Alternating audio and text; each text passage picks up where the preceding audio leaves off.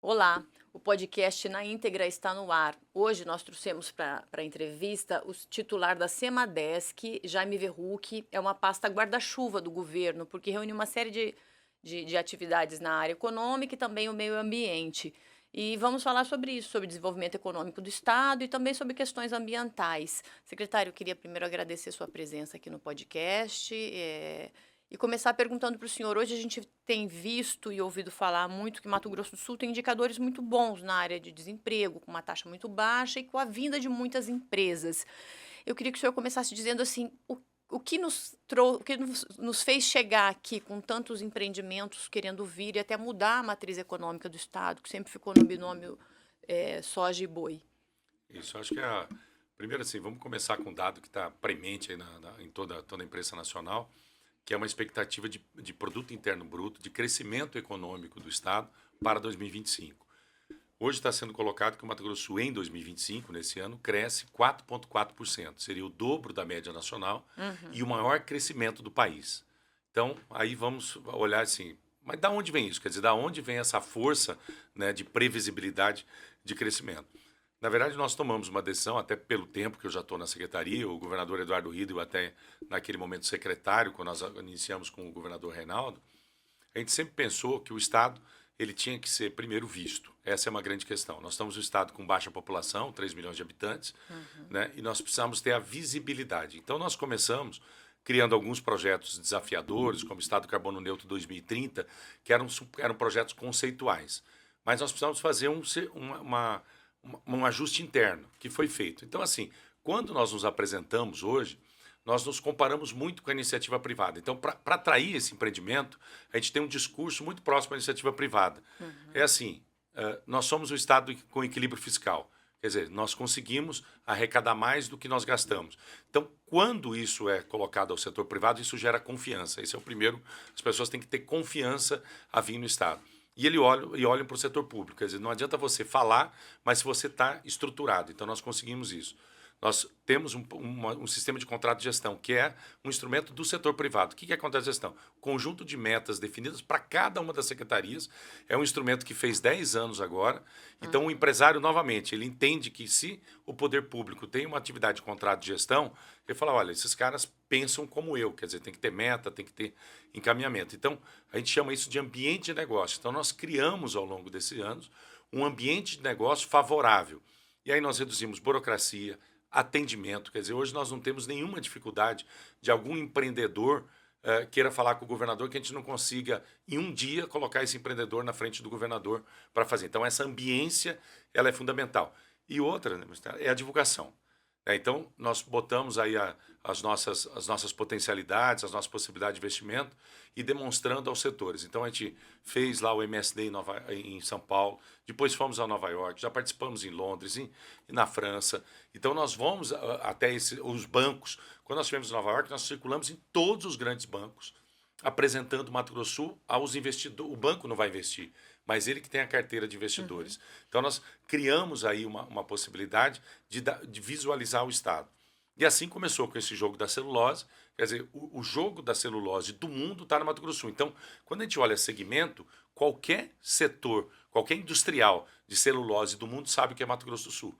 Porque aqui estão todas as maiores. Aqui está a Arauco, que é a segunda maior do mundo, a Suzano, que é a primeira do mundo, está agora a Bracel, que é a RGE, que é a primeira em alguns segmentos do mundo, e aí está a Eldorado, e está todo esse escopo de empresas.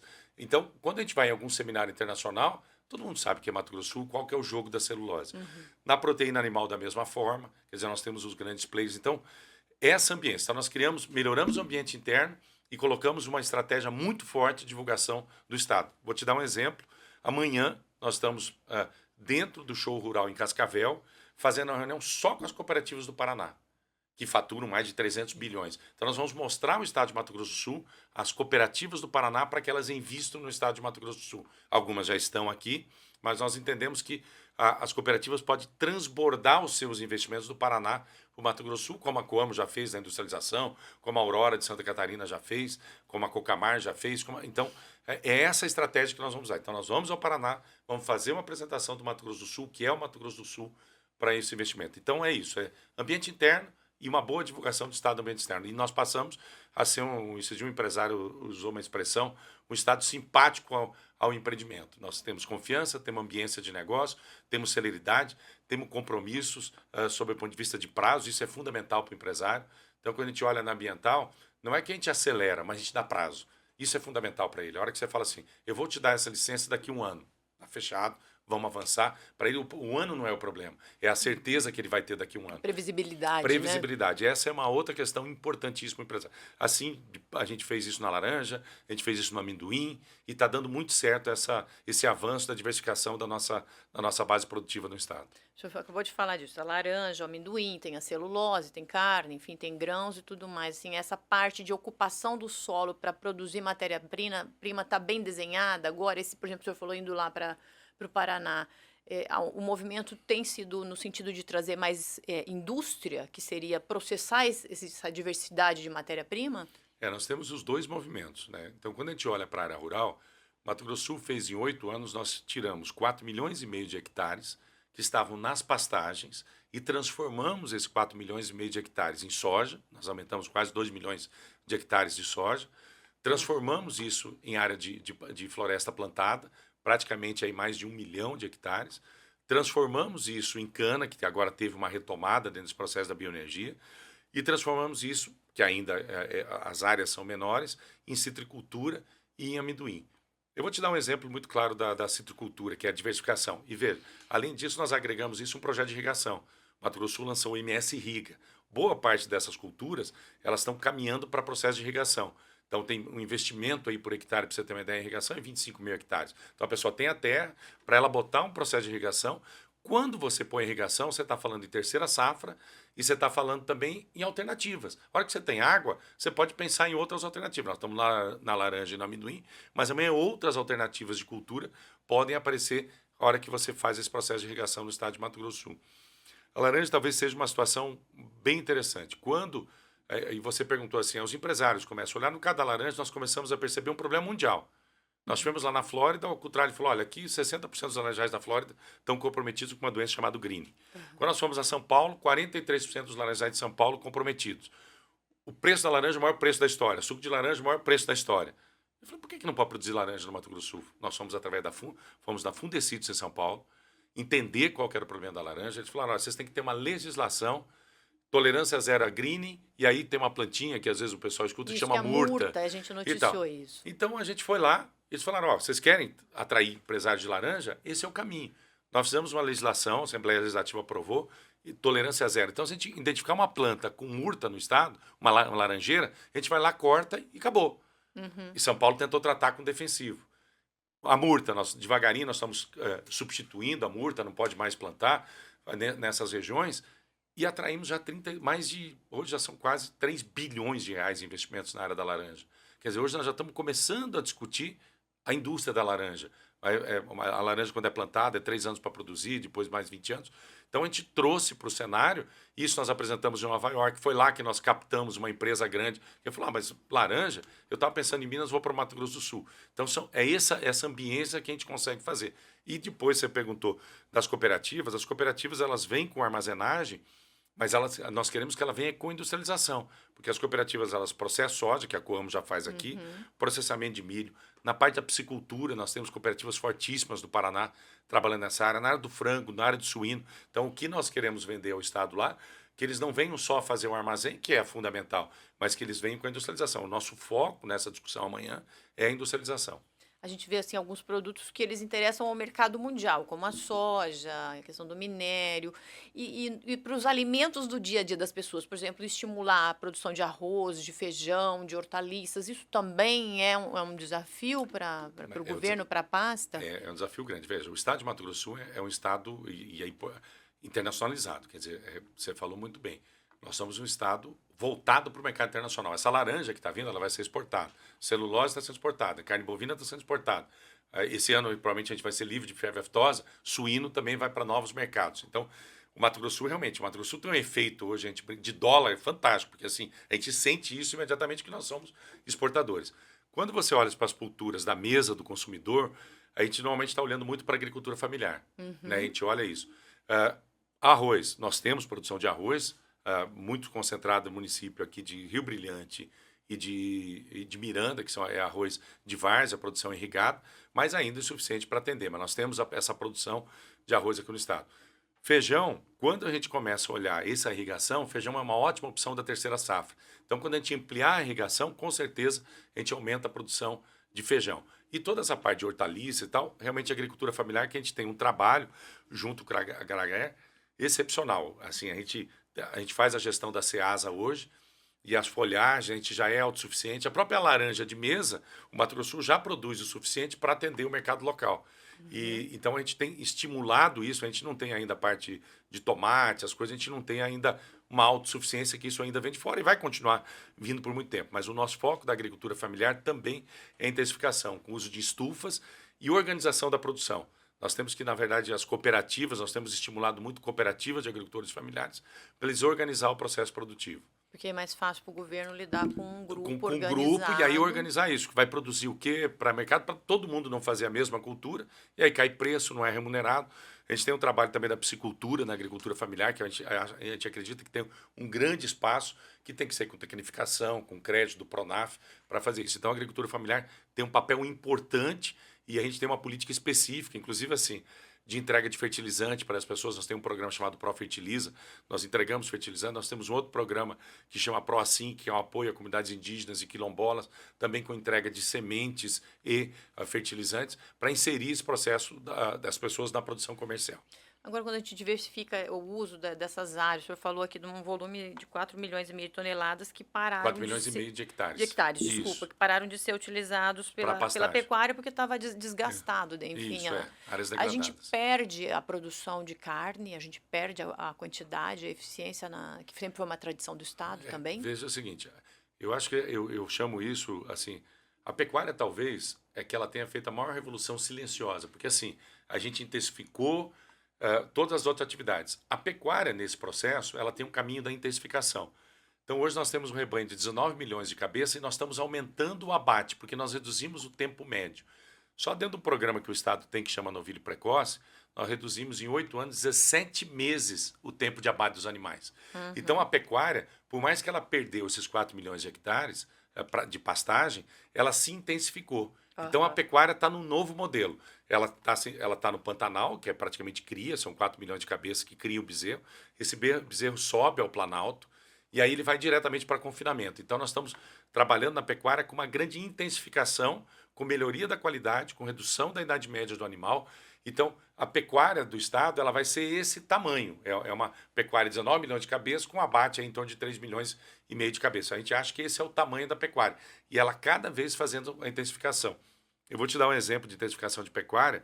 Quando a gente trouxe para o Estado uma coisa que não tinha, foi uma captação nossa, etanol de milho. Nós demoramos 2 anos para achar as empresas de etanol de milho, que elas estavam no Mato Grosso e estavam fora do Mato Grosso do Sul.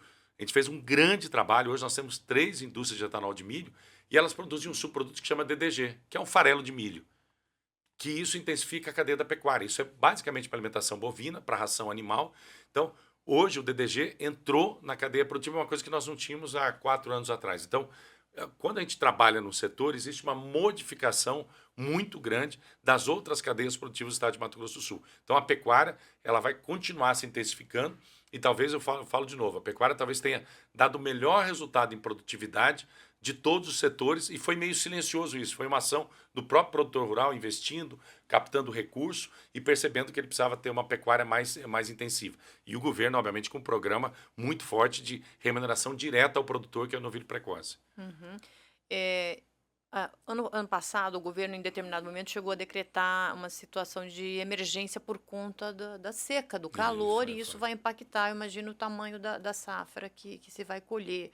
Isso. Como olhar esse assunto que é difícil o Estado sozinho resolver, porque é uma questão global, o aquecimento. Como que a sua pasta observa isso, veja, desses fatores climáticos? A colheita do ano passado, quer dizer, a safra, nós estamos falando da safra 23, 24, que foi colhida em março, nós tivemos uma perda estimada em torno de 20 bilhões de reais. Quer dizer, 20 bilhões de reais deixaram de entrar na conta do nosso produtor, do nosso empresário rural. E imagine isso no conjunto da economia. Estado, isso. Não, os 20 bilhões, nacional. que é ele tinha que colher 60 sacos, colheu 20. Essa diferença deu entendi. 20 bi. Então, esse 20 bi, ele significaria arrecadação, significaria atividade econômica, tudo isso. Então, nós tivemos, inclusive, uma redução da arrecadação do agronegócio em função dessa queda. Esse ano, nós temos uma situação um pouco melhor. Nós tivemos alguns problemas de safras mais localizados, né? Principalmente na região ali de Amambai, Laguna Carapã, tal. Mas nós vamos ter uma safra boa de soja ainda esse ano, né? Não era a expectativa, mas nós vamos ter uma safra e que não está resolvendo o problema do ano passado desse agricultor. Então, o que a gente evidencia muito forte? Por isso que a irrigação tem se intensificado muito. Os produtores estão percebendo que, em função de mudança climática, você começa a ter extremos. Então, áreas que sempre choveram regularmente, ela começa a ter grande volume de chuva, mas muito concentrado. Em outras áreas, você tem períodos de secas alongados. Então, isso já é um fato que está presente. Isso significa aumento do custo de seguro, aumento do risco para a agricultura e, consequentemente, nós temos um forte investimento em irrigação desses produtores. Eles estão investindo porque, com a irrigação, eles conseguem fazer o salvamento, vamos chamar assim, dessas áreas quando são irrigadas. Mas nós estamos falando de 4 milhões de hectares de soja, por exemplo. Nossa irrigação não passa de 120 mil hectares. Então, é uma proporção ainda pequena. Mas, cada vez mais, a gente tem olhado muito o zoneamento agrícola. Quer dizer, com a mudança climática. Então, a gente tem um sistema de previsibilidade e tal, mas, com certeza, o agro, com as mudanças climáticas, ele está aumentando o risco dessa operação a cada ano. E a gente tem oferta de água suficiente para atender? Isso é perfuração, busca porque Não. por usar do rio, quer dizer, dos dois casos precisa Isso. de autorização, né? Precisa de autorização. A gente tem, isso é uma questão importante. A gente tem todos os rios do estado plotados no sistema e aonde você estabelece uma volumetria mínima. Então, como é que você olha um rio? Quanto que eu tenho que deixar água nesse rio para que permaneça os peixes, a questão toda, a estrutura orgânica desse rio. Então, eu sempre tenho um limite, né? E, obviamente, chega um determinado momento, eu não autorizo, porque você não pode fazer. O Mato Grosso do Sul, neste momento hoje, a gente ainda não tem um chamado conflito de uso múltiplo. O que é o conflito? Você tem um monte de gente que usa para irrigação, para captação, para resíduo, lançamento, né? Então, a gente ainda tem espaço para o processo de irrigação, mas a gente tem acompanhado isso. Por isso que a gente está definindo alguns polos de irrigação, onde a gente tem uma definição mais forte do volume de água, porque a gente não vai conseguir, obviamente, vamos supor que todos os produtores do estado quisessem, não há água suficiente para isso. E o outro é exatamente a perfuração do aquífero, que também precisa de autorização para que você faça a retenção de água. Então, esse é um cuidado, do seu ponto de vista ambiental, fundamental. Essa gestão do recurso hídrico é o grande potencial que nós temos, e ele mal gerenciado, ele geraria um problema grave no estado. Então, nós temos isso em sistema hoje. Essa é a grande preocupação que nós temos em relação à gestão do recurso hídrico no estado de Mato Grosso do Sul, porque está mudando o volume de chuvas. Então, nós temos um histórico, aconteceu no Rio Paraguai. No Rio Paraguai, nós tivemos saiu de crise hídrica agora, né? Nós estávamos com a crise hídrica instalada, o menor nível do rio de 141 anos que tinha sido medido. Então, se eu tivesse irrigação, eu teria que suspender a irrigação no Rio Paraguai. Não é o caso, que eu não tenho sistema de irrigação lá. Mas a gente teve que restringir navegabilidade, ficou 2 meses sem exportar nada de minério pelo Rio Paraguai por causa do nível do rio e fora da média histórica. Agora está enchendo, está chovendo bem no norte do Mato Grosso, no Mato Grosso e no norte do Mato Grosso do Sul, tem permitido aí um calado adequado para navegabilidade. Eu acompanhei a audiência pública sobre o Rio Paraguai, agora já pulando para a questão ambiental, mas, claro, conectada com a questão financeira, econômica. E se falou muito que não se vai mexer no tramo norte, que é onde está o Pantanal em si, mas a partir de Corumbá abaixo. Tramo sul, Isso, mas assim, existe também um interesse de Mato Grosso de usar a hidrovia para trazer. Até o governo, em determinado momento, licenciou, eu acho que alguns portos mais ao norte, portos pequenos. Isso, é lá em casa. E isso vai ficar delimitado à condição do rio, não vai se mexer no rio para atender, por exemplo, o Mato Grosso, para escoar alguns produtos? Hoje assim, a reivindicação é muito antiga, até Cáceres existem portos já estruturados. Mas assim, na verdade, os chamados pools de inundação do Pantanal, eles ocorrem exatamente de Corumbá para cima, onde o rio Paraguai transborda e faz toda a inundação. Então, assim, para que a gente faça algum sistema de dragagem, o sistema de derrocamento, que é a retirada de pedra nessas regiões, isso é um pouco mais. Os estudos têm que ser muito complexos para fazer isso. Então, o que está sendo feito no tramo norte? Já está sendo feito dragagem, já existe uma Enarrima, mas é uma dragagem olhando a manutenção da navegabilidade dos barcos pesqueiros. Tal. Ela não é uma dragagem suficiente para autorizar barcaças. Então, assim, eu acho que o tramo norte tem que ter muito estudo para que efetivamente o tramo norte entre nesse processo. O tramo sul, ele já não tem esse transbordamento. E veja, uma coisa que foi falada na audiência, que eu acho que é importante as pessoas entenderem, é o seguinte: a, a LHG lá comprou 400 barcaças, vai estar transportando 9 milhões de toneladas de minério e vai transportar 30 milhões. Se não sair o processo de hidrovia, ela vai fazer do mesmo jeito. A hidrovia é para organizar esse processo. Ela ajuda nesse processo. Porque ela não precisa, ela está autorizada a transportar 30 milhões de toneladas quando ela tiver isso. Ela e qualquer outra mineradora. Né? A hora que a gente traz isso, eu acho que 40% desse recurso vai ser para a questão ambiental. Então a gente vai ter um nível de monitoramento que nós não temos hoje. Nem governo federal, é um livro federal, a autorização é federal. Mas eu considero, eu li o projeto atentamente, toda a equipe, então nós somos extremamente favoráveis a essa primeira concessão hidroviária do país, né, que é de Corumbá até Porto Mutim. E o Paraguai já está fazendo isso. O Paraguai está fazendo, inclusive, derrocamento. Derrocamento é a explosão de pedra. Claro. Onde você tem pedra, você Afundar faz o leito. afundar o leito, que não é o caso aqui. Aqui nós só vamos fazer dragagem. É nos lugares que nós temos nível de assoreamento, nós vamos fazer uma dragagem de até 2,5 metros e até 3,5 metros em alguns pontos. E acabou. Não vai se fazer um aprofundamento para 6 metros. Tal. Se ali, de novo, acumular resíduos, a concessionária vai lá e faz a retirada até aquele calado. Então, nós não vamos fazer um aprofundamento além do que o rio já, na sua condição natural, ele já tinha. E retomar o trem? O trem seria Fantástico, fundamental, né? Assim, Fundamental, mas fundamental. não, há uma disposição da empresa que tem a concessão em retomar? O senhor vê que há a possibilidade de haver algum Olha, acordo para isso? eu te falo o seguinte, assim, nesses 10 anos que eu estou, são 10 anos que eu procuro e penso em ferrovia todos os dias. Então, eu considero isso fundamental e essencial até para toda essa estruturação logística do estado de Mato Grosso do Sul. Então, assim, a gente vive na expectativa, a Rumo, em determinado momento, tinha feito a entrega amigável desse trecho, depois ela recuou e pediu para manutenção desse trecho. Então, como está isso hoje? Na verdade, existe uma repactuação, que é esse o termo usado, solicitado pela Rumo, isso está no TCU, para avaliar. O que é essa repactuação que está no TCU hoje? É uma repitolagem de Campo Grande até Três Lagoas, então nós vamos pegar todo o trilho, tirar todo o dormente, vamos botar um trilho novo, ele é estreito, vai um trilho de bitola métrica até Três Lagoas. Três Lagoas, uma nova ferrovia ligando até Aparecida do Taboado. Tá, E de Três Lagoas também descendo até a empresa Suzano, que dá 33 quilômetros. Então seria um T. E aí nós sairíamos, porque todas as empresas de celulose têm os seus terminais em Santos, privados. Então toda a celulose vai sair por Santos. Então é esse o que está previsto. Lá em Corumbá está previsto a em Bitola Estreita, mas também toda a remodelagem, de Corumbá até Porto Esperança, que é onde caminha o minério. E esse minério, que são milhares de caminhões hoje, eles saem de Corumbá, Isso. faz 70 quilômetros, passam na ponte e entram, agora que está asfaltado, em Porto Esperança. Esse é o fluxo hoje. Então, é demorado, são milhares de caminhões que E vão vem ter que para fazer. rodovia, Vem para muitos, rodovia. né? Não, esse vem para rodovia, ele sai É. na beira. E outros que são para mercado interno são esses que nós chegam a Campo Grande, depois vão para Minas. Então, tendo a ferrovia, esses 2 milhões, 3 milhões de toneladas poderiam vir pela ferrovia. Então, não é o ideal ainda, sob o ponto de vista de resolver, mas o governador tem destacado isso.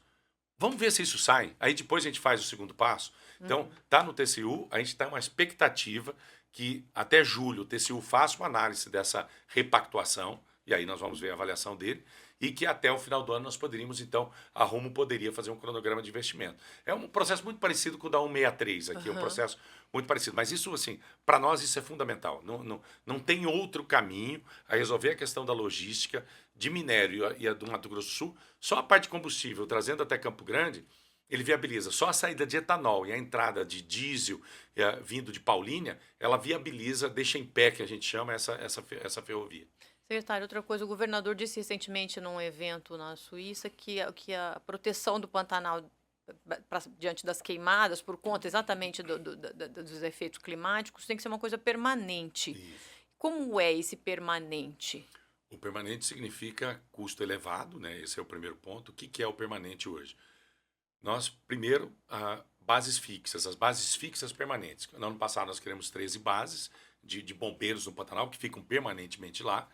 Agora nós vão ficar permanente 3 delas, 3 ficam, sempre vai ter bombeiro para fazer, independente do período se tiver coisa, porque eles vão fazer todas as campanhas de orientação ao produtor, de fazer acero, de fazer manejo integrado de fogo. Essa foi uma inovação que nós criamos aqui no Mato Grosso do Sul, virou agora lei federal. O que é manejo? É colocar fogo nesse período agora. Nós identificamos as áreas de risco e nesse período que está chovendo, a gente queima essa biomassa para proteger o Pantanal. Então, nós vamos junto com os produtores rurais e falar, ó, aqui é uma área de risco com antiga biomassa. Nós vamos lá agora, com uma técnica toda estabelecida, corpo de bombeiros, junto com eles, vai lá e queima isso. Então, a gente faz queimadas antecipadas exatamente para proteger o Pantanal. Então, essa foi uma técnica que não é nossa, isso nós aprendemos com os índios, né? Isso lá, tradicionalmente, o índio fazia isso. O produtor pantaneiro, tradicionalmente, fazia isso há 100 anos. Só que isso nós modelamos isso em toda uma estrutura legal. Então, essa é permanente. Construção de 2 aeroportos que já estão licitados para a gente ter base de combate a incêndio florestal, porque hoje a gente tem que se deslocar, por exemplo, com um avião aircraft, que nós temos 2, se deslocar de Corumbá, às vezes leva 1 hora para esse avião chegar, depois ele leva mais 1 hora para voltar. Então nós temos 2 bases físicas já licitadas, um aumento do efetivo que nós contratamos no ano passado de bombeiros, contratação de brigadas próprias e, obviamente, uma coordenação junto com o governo federal. No ano passado, o governo federal foi muito parceiro e hoje existe uma ação no próprio Supremo Federal. Nós temos, para este ano, um plano integrado operativo de combate a incêndio florestal no Pantanal. Ministério do Meio Ambiente, Ministério da Defesa, Corpo de Bombeiros, Preve Fogo. Então, hoje nós já estamos organizados para fazer esse trabalho. Então, essa que é a ideia. A gente conseguir ao longo do período e nós vamos ter... O Pantanal vai pegar fogo, esse é o primeiro ponto. Nós não... Todo ano você vai ter fogo no Pantanal, por diversos motivos. E o segundo momento é que nós vamos ter ações críticas. Quando a gente ficar de novo 4, 5 anos sem chuvas, você vai ter uma situação crítica e alarmante que nós vamos ter que estar preparados. Secretário, o senhor está numa pasta que concilia, que deve conciliar, enfim, é isso que eu quero que o senhor me diga. Setores que às vezes são antagônicos, como o meio ambiente e a atividade econômica. Qual é o limite quando cada um se sobressai? Esse é verdade, é exatamente isso. E exatamente o que nós queremos do Estado é não ter esse antagonismo. Nós trabalhamos com uma lógica que chama de desenvolvimento sustentável. Primeiro que meio ambiente para nós é ativo econômico. Se todo mundo perceber isso, que preservar uma floresta é um ativo econômico, né, então a lógica que nós temos do Estado é o desenvolvimento sustentável. Tudo que pode ser feito sobre o ponto de vista ambiental está estabelecido em legislação. Então, eu não posso ultrapassar nenhum limite da legislação, que está previsto, isso está previsto, e assim, toda vez que esses limites são ultrapassados pelo setor produtivo, eles são adequadamente punidos, com multa, com indeferimentos, com estrutura e tal. O que a gente procura criar no Estado, eu vou te dar um exemplo do cadastro ambiental rural. Né? Hoje nós somos o primeiro do país em cadastro ambiental rural. Nós temos 44 mil propriedades já analisadas e agora estamos caminhando para validação. Então, toda a nossa lógica... Veja o seguinte, você quer talvez uma questão que poderia ser mais conflituosa do que quando nós criamos a lei do Pantanal, quando o governador, junto com o Ministério, falou, nós vamos criar uma lei do Pantanal. A lei do Pantanal, ela criou altamente restritivas a expansão de determinadas atividades produtivas. A gente não permite plantar um eucalipto no Pantanal e lá dá eucalipto, poderia. A gente não permite uma intensificação de ampliação de confinamentos no Pantanal. Nós não permitimos qualquer atividade exótica no Pantanal. Ali, se o cara só pode fazer pastagem, ele tem os limites para substituir. Estabelecemos um limite para ele. Então, assim, nós pegamos... O Pantanal é 97% privado. Né? As pessoas... Então, 97%... Então, e nós conseguimos construir isso dentro de uma lógica do desenvolvimento sustentável. Para aqueles que vão preservar, nós criamos um PSA, um Programa de Pagamentos por Serviços Ambientais. Falou, olha, se você tem direito a fazer a substituição de pastagem, a lei lhe garante. Mas se você não fizer... O Estado está disposto a lhe ajudar através do Fundo Clima Pantanal. Então, nós vamos te ajudar e vamos pagar por serviço ambiental, porque ele está prestando o serviço ambiental para a humanidade, não é nem para nós. Então, essa que é a lógica. Então, num primeiro momento, e veja, quando eu fui para o governo, eu fui ser diretor-presidente do IMASU, conjunto com o secretário, que era para organizar isso. E isso, eu te garanto hoje que isso funciona na área de suinocultura. Nós sentamos com os suinocultores e falamos, nós precisamos mudar o sistema de tratamento de resíduos de suinocultura. Criamos uma norma com eles entendendo, porque hoje todo produtor, né, salvo aquele que quer cometer ilegalidade, ele está na pauta de sustentabilidade. A pauta de sustentabilidade não é mais uma pauta de Estado, é uma pauta de mundo. Né? As pessoas perguntam, mas o Trump agora não vai seguir. É isso que eu queria perguntar para o senhor. Os fatos não teme não mudam. Isso, que Assim, haja um recuo nesse grau de consciência, de preservação? Eu acho que é um recuo, mas o fato não muda. Assim, uma coisa que a gente está assim, por que nós vamos mudar a nossa atitude aqui? Não, nós vamos continuar perseguindo. O fato do Trump pegar e sair do Acordo de Paris e tal, não muda a realidade. E é isso que às vezes as pessoas... Não muda. Nós vamos continuar tendo aquecimento, nós vamos continuar tendo crime. Na verdade, ele só piora porque algumas medidas de mitigação e de adaptação que ele poderia fazer, ele não vai mais fazer. Né? Ontem ele suspendeu a questão do canudo de papel.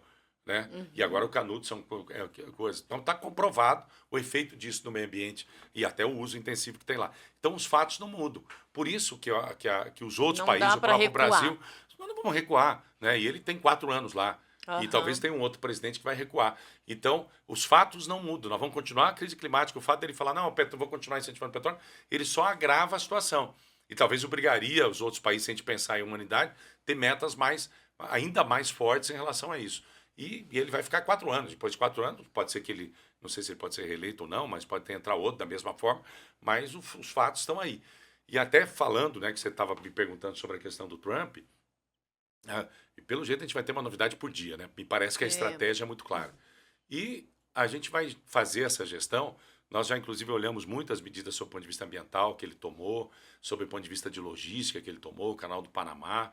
E vai ser assim, tem algumas que vão nos favorecer sob o ponto de vista da estratégia, outros vão nos prejudicar. A hora que ele faz uma blindagem ao aço, nós temos um problema de mercado interno, por mais que a nossa exportação de minério é muito concentrada na China.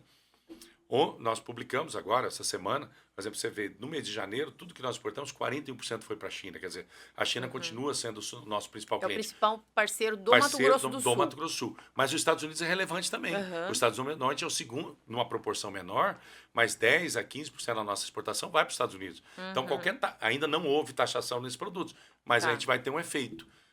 E no caso da China, o que a gente tem discutido internamente? Com a rota bioceânica, talvez todo esse movimento ele intensifica a rota bioceânica, passa a ser mais relevante sob o ponto de vista desse mercado, porque como você vai ter seja um conflito no Panamá de alguma forma, né? Conflito de gestão, não é um conflito de guerrilha, mas de gestão, você vai ter um travamento. E o Panamá é o principal. Os produtos brasileiros que vão para o mercado asiático, eles passam pelo Canal do Panamá. E quanto mais ali tiver algum problema de gestão, que agora já saiu a gestão da China, o Panamá está assumindo, mais favorece a rota. Então a gente olha até numa perspectiva de curto prazo, essa intensificação da rota bioceânica, que fica pronta, obviamente, daqui a 2 anos, 1 ano e poucos meses, mas ela se torna ainda mais relevante para o escoamento dos produtos, não só do Mato Grosso do Sul, como do Brasil. É uma pasta tão grande, com tanto assunto que a gente poderia continuar por muito tempo, né, secretário? Mas eu queria agradecer ao senhor por ter vindo e poder contar um pouco para a gente disso, né? Que a gente vê muitas informações sobre a economia do Estado e poder saber um pouco mais dessa evolução, eu acho que é relevante para todo mundo, né? Para quem investe, para quem é trabalhador e para quem está observando essa mudança no perfil, né? E assim, só com uma mensagem final, né? Exatamente essa dimensão. A nossa grande discussão é como os nossos empresários do Estado, que tem 92% de pequenos empresários, e as pessoas conseguem aproveitar dessa oportunidade. Então, acho que é importante a gente deixar essa mensagem.